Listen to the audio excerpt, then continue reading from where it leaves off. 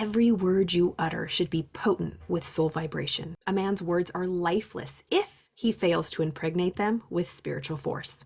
Hello, I'm Carla, psychotherapist and mindset coach, and on this channel, I help you get unstuck and reach your goals by exploring topics that shift your mindset so that you can live your highest potential. I was just reading from Scientific Affirmations by Paramahansa Yogananda. You may have heard of the book before, Autobiography of a Yogi by Paramahansa Yogananda. This book right here is a staple for anybody on a journey of self-realization, getting closer with God or the source or your real nature. I got this book, I think, at a used bookstore, or I might have ordered it like on Abe Books back in like 2007. It was $1.95. That's a deal.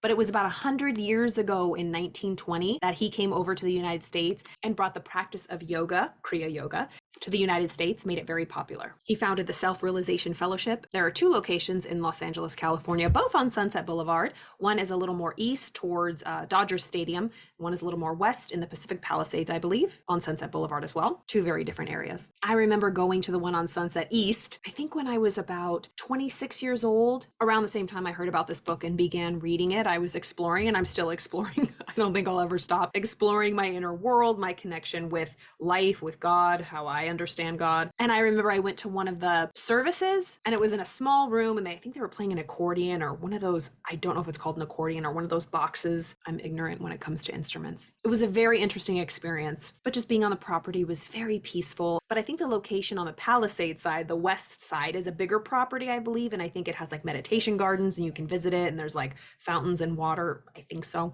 I remember looking it up a long time ago, but I still have to go. I remember I wanted to go right before everything shut down. And I have since been traveling around, so I've kind of been far from there. But you know what? Maybe I'll take a trip out there next weekend. We'll see. But point of this video is I found this accompaniment, if you will, about affirmations. If you've ever watched any of my videos, you know I am a huge fan of affirmations. I talk a lot about Napoleon Hill's chapter on autosuggestion, chapter 4 from Think and Grow Rich. We are always affirming to ourselves every single thing we say, our inner dialogue, the thoughts we repeat over and over. We continually affirm and drive those neural pathways deeper and deeper. And the quickest way we can see what kind of affirmations, what we've been affirming to ourselves, is look at our results. Look at the results in our life. They are a culmination of the beliefs, the thoughts, the behaviors that are on a constant loop. I want to read a little bit from this today because he goes into affirmations just on the first few pages. It's so brilliant. So chapter 1, why affirmations work. Man's word is spirit in man. Spoken words are sounds occasioned by the vibrations of thought. So thoughts have vibration. Thoughts are energy. Thoughts give off a certain frequency, which create a vibration. He goes on to say that. So let me read that again. Man's word is spirit in man. Spoken words are sounds occasioned by the vibrations of thought. Thoughts are vibrations sent forth by the ego or by the soul. Every word you utter should be potent with soul vibration. A man's words are lifeless if he fails to impregnate them with spiritual force. Talkativeness, exaggeration, or falsehood makes your words as ineffective as paper bullets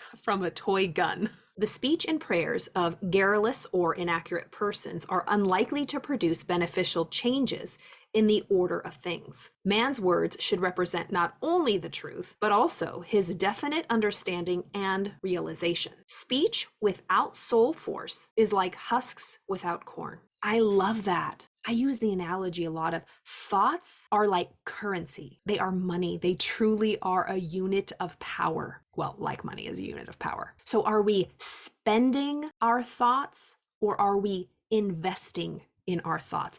Do the thoughts we think leave us depleted, leave us with nothing, leave us tired, anxious, worried, depressed, addicted? Or are we investing in our thoughts? Are we choosing carefully what thoughts to invest in?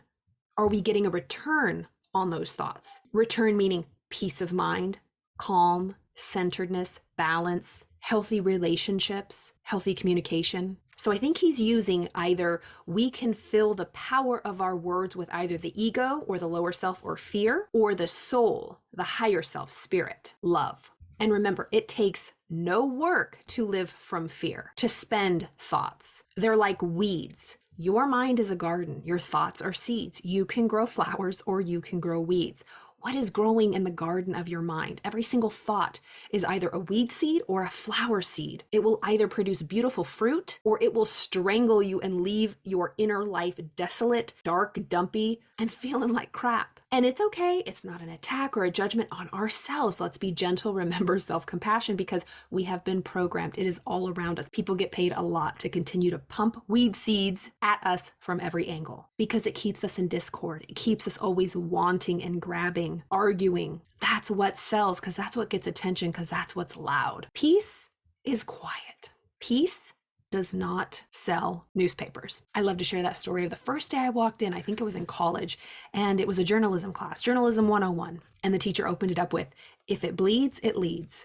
Meaning, whatever story we tell has to be basically a horror to be able to lead the newscast or the show or the newspaper or the article. If it bleeds, it leads. That is a very common phrase. I don't know if it's still, it probably is. That was like 20 years ago. But if it bleeds, it leads. Watch any newscast. I mean, hello. It's always focused on death, killing, murder, blood, everything. I mean, those true crime podcasts, like, I get it, but that's what's popular. That's what's in demand, and that's what keeps selling. So I'm on a tangent. I found this today in my room, and I just really wanted to read a little bit from it. Scientific Healing Affirmations from Paramahansa Yogananda. His teachings of self-realization, going in, finding God, your true connection with God, whatever God means to you, higher self, whatever the bigger thing is that is behind this whole experience. Something is running this. There is a force behind this all. There's an intelligence. I believe that anyways. And just really studying the mind, body, soul connection so that we aren't split, we aren't always in discord or dysregulated, and find that inner peace. I'll read a little bit more from this first chapter.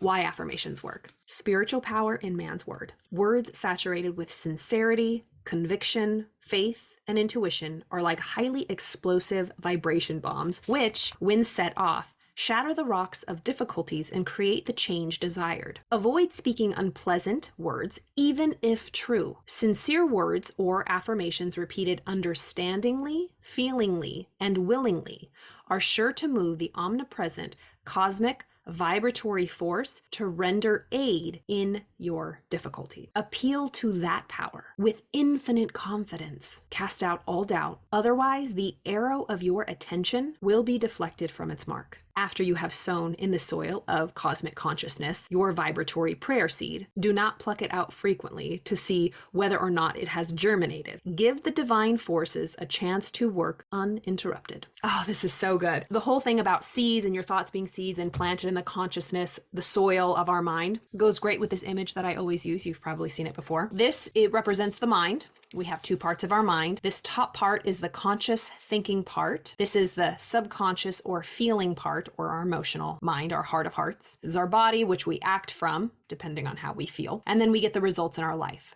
Here is another example of the seed house. Every thought is a seed. So our thinking mind, the conscious thinking mind, is the seed house. These are little seeds. Those are in our conscious thinking mind. Every thought is a seed and it holds power. Our subconscious part of our mind, our heart, our emotional mind, is like the soil. The subconscious mind, that's that cosmic consciousness, the soil. And it's what's planted in here that will determine what our body does. And depending on what our body does, will produce the fruit or the results in our life. So what thoughts are you thinking? What kind of seeds are you planting in the precious, precious soil of your subconscious mind? Our inner dialogue, what we say to ourselves, what we repeat to ourselves over and over, and not always consciously. It's usually unconscious, it's subconscious, and it's just a feeling that we're affirming to ourselves over and over and over. So if there's results that you don't like in your life, if you're not where you want to be in any area of your life, whether it be career, relationships, finance, health, physical or mental, I encourage you to take a look at what are you affirming? What thoughts are you thinking regularly? What thoughts are you surrounding yourself with? What are you listening to? Who are you following on social media? What kind of content are you engaging in? What kind of comment sections are you reading? I always tell my clients, you are fired from reading the comment section. We all know that the comment section is where people go to disagree, to argue, to fight. There are some exceptions, but mostly there's always the one person. And be honest with yourself. You're always looking for that one troll to prove the fact that things are negative or people are bad or people are jerks or whatever. And those are the weed seeds. Just pay attention to how much we have in our mind, how many weed seeds,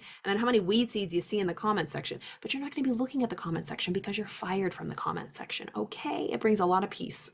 So I hope you enjoyed that. Scientific affirmations. That was just literally 2 paragraphs from the opening of the book. But also, if you have never read this book, read it. Don't be intimidated. I remember I was intimidated by this.